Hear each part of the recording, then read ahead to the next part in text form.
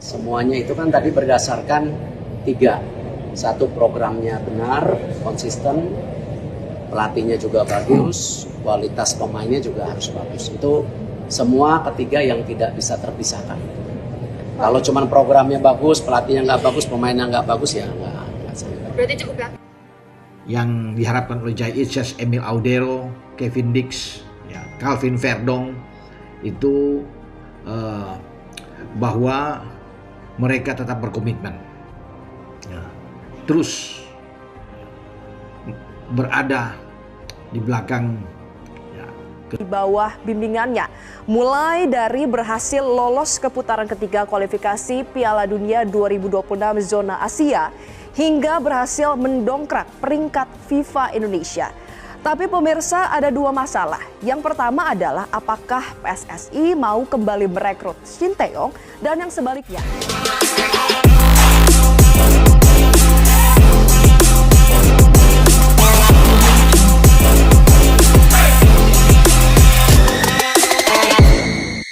Diumumkan ke media tanah air, Timnas dapatkan pelatih baru. Erick Thohir resmi tunjuk Shin Tae-yong sebagai pengganti Patrick Kluivert usai kegagalan lolos Piala Dunia. Arah baru Timnas Indonesia akhirnya diumumkan secara resmi ke media nasional. Ketua Umum PSSI Erick Thohir memastikan bahwa Shin Tae-yong ditunjuk sebagai pelatih baru Timnas Indonesia, menggantikan Patrick Kluivert, menyusul kegagalan skuad Garuda menembus putaran Piala Dunia. Pengumuman ini sekaligus menutup periode spekulasi dan ketidakpastian yang sempat menyelimuti masa depan tim nasional. Keputusan tersebut menjadi langkah tegas PSSI dalam merespons hasil yang dinilai belum sesuai harapan. Kegagalan lolos ke Piala Dunia menjadi evaluasi besar bagi federasi, tidak hanya dari sisi pemain, tetapi juga kepemimpinan teknis. Erick Thohir menegaskan bahwa perubahan diperlukan agar Timnas Indonesia dapat kembali bergerak maju dengan arah yang lebih jelas dan terukur. Patrick Kluivert yang sebelumnya dipercaya menakodai Timnas Indonesia dinilai belum mampu membawa tim mencapai target utama. Meski membawa pendekatan dan pengalaman Eropa, hasil akhir belum mencerminkan ambisi besar yang dicanangkan. Dalam dunia sepak bola profesional, hasil menjadi tolok ukur utama, dan PSSI memilih untuk melakukan koreksi arah demi kepentingan jangka panjang.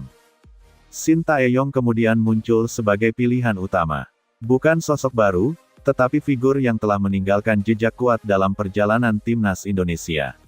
Pengalamannya menangani skuad Garuda sebelumnya menjadi pertimbangan besar, terutama dalam hal pemahaman karakter pemain, mental bertanding, dan dinamika sepak bola Asia. Pengumuman resmi kepada media tanah air menandai dimulainya babak baru. Erick Thohir ingin memastikan bahwa publik mendapatkan kepastian dan kejelasan arah. PSSI tidak ingin berlarut-larut dalam polemik, melainkan fokus pada pembenahan dan persiapan menghadapi agenda ke depan. Kegagalan lolos ke Piala Dunia menjadi titik refleksi penting. PSSI menilai bahwa Timnas Indonesia membutuhkan pendekatan yang lebih disiplin, realistis, dan sesuai dengan karakter pemain. Shin Tae-yong dikenal sebagai pelatih dengan standar tinggi, disiplin kuat, serta keberanian mengambil keputusan besar. Karakter inilah yang kembali dianggap relevan untuk membangun ulang fondasi tim nasional. Penunjukan Shin Tae-yong juga mencerminkan perubahan pendekatan federasi. Jika sebelumnya PSSI mencoba jalur eksperimen dengan figur baru, kini federasi memilih kesinambungan. Proyek yang sempat berjalan dinilai masih memiliki potensi besar untuk dikembangkan, asalkan dipimpin oleh sosok yang tepat. Erick Thohir menilai bahwa waktu menjadi faktor krusial. Dengan agenda internasional yang terus berjalan, Timnas Indonesia tidak memiliki banyak ruang untuk adaptasi panjang. Kembalinya Shin Tae-yong memungkinkan tim langsung fokus pada pembenahan teknis dan mental, tanpa harus memulai dari nol. Bagi pemain, keputusan ini membawa dampak signifikan. Banyak pemain sudah memahami metode latihan, tuntutan fisik, dan filosofi permainan Shin Tae-yong. Hal ini diharapkan mampu mempercepat proses konsolidasi tim setelah periode sulit pasca kegagalan lolos Piala Dunia. Diumumkannya keputusan ini ke media juga menjadi pesan kuat bahwa PSSI tidak menutup mata terhadap kritik. Federasi memilih bertindak, bukan bertahan. Langkah mengganti pelatih menunjukkan komitmen untuk terus berbenah dan tidak terjebak dalam stagnasi. Sintayong diharapkan mampu membangun kembali mentalitas juang timnas Indonesia. Kegagalan di kualifikasi Piala Dunia tentu meninggalkan luka, tetapi juga bisa menjadi bahan bakar untuk bangkit. Dengan pendekatan yang tepat, pengalaman pahit tersebut diharapkan menjadi pelajaran berharga.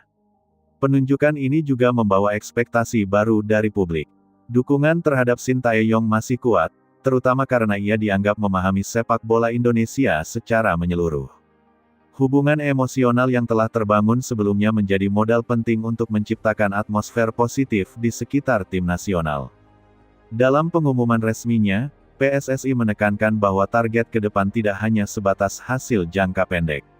Sintayong dipercaya untuk membangun struktur tim yang lebih solid, memperkuat fondasi usia muda, serta menanamkan identitas permainan yang jelas.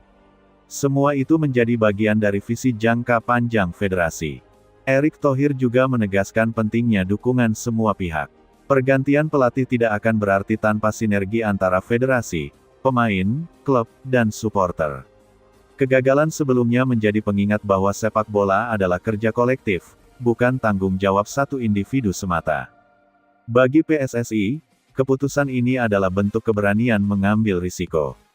Mengembalikan pelatih yang pernah menangani tim bukan langkah populer bagi semua pihak, tetapi federasi menilai bahwa kebutuhan timnas Indonesia saat ini lebih penting daripada sekadar citra atau sensasi. Kini, fokus sepenuhnya tertuju pada masa depan. Sintayong dihadapkan pada tantangan besar untuk memulihkan kepercayaan publik dan membawa timnas Indonesia kembali ke jalur kompetitif. Tekanan tentu besar, tetapi pengalaman dan pemahamannya terhadap situasi diyakini menjadi bekal utama. Pengumuman resmi ke media tanah air ini menandai akhir dari satu fase dan awal dari fase berikutnya. Kegagalan lolos ke Piala Dunia menjadi titik balik yang memaksa PSSI melakukan evaluasi mendalam. Dengan menunjuk Sintayong sebagai pengganti Patrick Kluivert, federasi berharap dapat membuka lembaran baru yang lebih menjanjikan.